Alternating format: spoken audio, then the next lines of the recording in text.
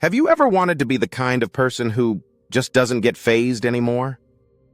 The kind of person who can walk through betrayal, criticism, silence, or rejection and still remain centered? Maybe you're tired. Tired of being the one who always absorbs the blow. Tired of carrying a heart that bruises too easily. Tired of pretending you're fine when deep down you're unraveling. You smile. You function. You show up. But inside, there's a quiet ache. A feeling that the world touches you too harshly, too deeply. And you've told yourself, maybe if I'm strong enough, good enough, wise enough, they'll stop hurting me. But here's the truth most people won't say. As long as you try to protect yourself from pain, it will keep finding you. As long as you believe that strength means invulnerability, you will stay trapped in the very thing you're trying to escape. Because the world doesn't stop hurting people. But your relationship to pain? That can change everything. And that's what Carl Jung understood better than anyone. Part 1. The echo inside. You think what's hurting you is out there. The words they said. The silence they gave you. The rejection you didn't expect. The betrayal that still lingers. But the truth? Those events are only messengers. What hurts is not what happened. What hurts is the place inside you where it landed. Because when someone wounds you, they're not creating the pain. They're awakening what was already buried. The wound you never looked at. The belief that you're not enough. The story you keep replaying. That's why a single comment can crush you. Not because it's cruel, but because it echoes something you already feared was true. Part 2. The unseen self. Jung called this the unconscious. It's not just what you don't know. It's what you've avoided. It's every abandoned emotion. Every memory you pushed aside. Every part of yourself you judged unworthy. And while you distract yourself, stay busy, stay useful, stay strong, those parts wait quietly beneath the surface. Until one day someone touches the bruise you never admitted you had. And it all rises up. Anger. Sadness. Shame. Fear. All at once. And you call it being triggered. You call it overreacting. You call it weakness. But really, it's a call to integration. Part 3. Becoming untouchable. Let's be clear. Being untouchable doesn't mean being numb. It doesn't mean becoming cold, indifferent, or untouchable in ego. It means you've gone inside. Faced what lives there.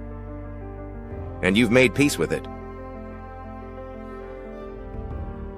So when someone tries to shame you, you already held that shame in your hands.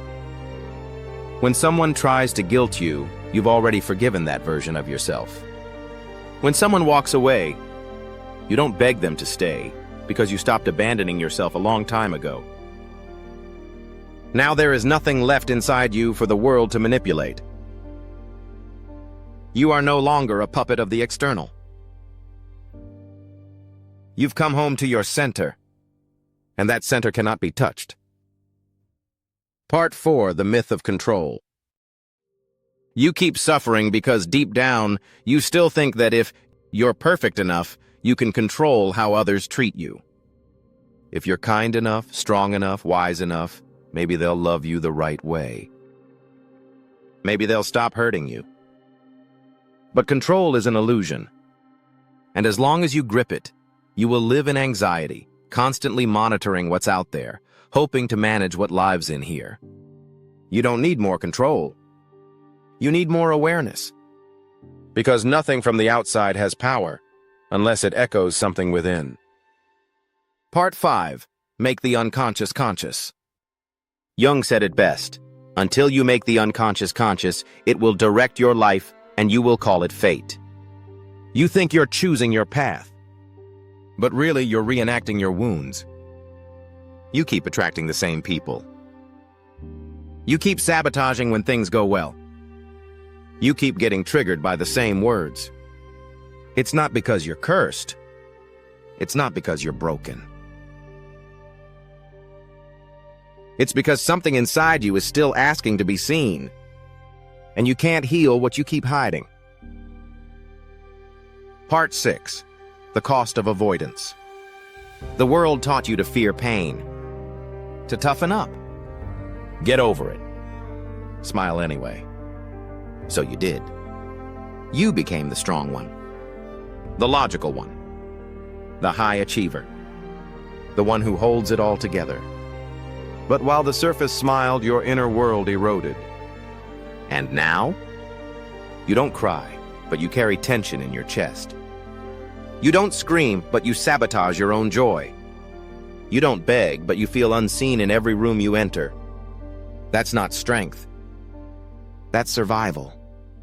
You've built walls to keep the pain out, but those same walls keep you in. Part 7. The real immunity. Here's the shift. You don't need to be hard. You don't need to be cold. You don't need to be perfect. You need to be whole. Because the most powerful version of you is not the one who never feels pain. It's the one who is no longer afraid to feel it. Not because it doesn't hurt, but because it no longer defines you. Pain becomes information. Emotion becomes a compass. Discomfort becomes growth. And people, they no longer control your story. Because you're not reacting anymore. You're responding from your core. Part 8. The integration. So what does it mean to be untouchable? It means you've sat with your shadows and stayed. You've looked at your wounds and said, I see you. I'm not ashamed of you anymore. It means you've stopped outsourcing your worth. Stop needing someone to fill the void. Because you no longer abandon yourself in silence. You have become your own witness, your own protector, your own validation. And now when life touches you, even harshly, you don't shatter. You expand. Because nothing outside of you can break what is already whole within. Part 9. The ocean beneath the surface. The surface is where people get bruised by every wave. The deep is where the storm cannot reach. When you live on the surface, you'll always feel vulnerable to what others say and do. But when you descend into your own depth, you find stillness, strength, clarity. Not because life got easier, but because you stopped needing it to be. Part 10. You're already on the path. If you're still watching this, it's not because you're weak. It's because a part of you is waking up. A part of you is done performing. Done pretending. Done hiding from yourself. You're not here to keep surviving. You're here to finally begin living from the inside out. So say it with me in the comments. I choose awareness. Let the world pretend to be strong. We'll walk the path of integration, of truth, of presence. And on this path, nothing and nobody will ever hurt you the same way again.